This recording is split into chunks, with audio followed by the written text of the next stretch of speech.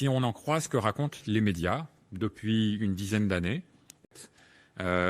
les personnes à haut QI, en gros, ça serait un peu les damnés de la Terre. Ils ont toutes les malchances, ils ont des difficultés scolaires, ils échouent au bac, etc. Ils seraient plus exposés aux maladies mentales, ils seraient plus exposés à tous les types de maladies. Enfin bref, c'est pas facile d'être surdoué.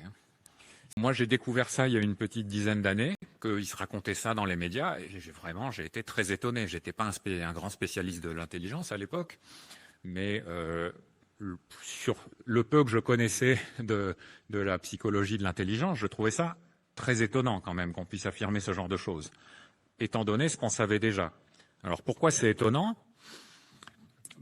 Qu'est-ce qu'on sait déjà finalement sur l'intelligence générale et le lien que l'intelligence générale a avec ce qui vous arrive dans la vie ?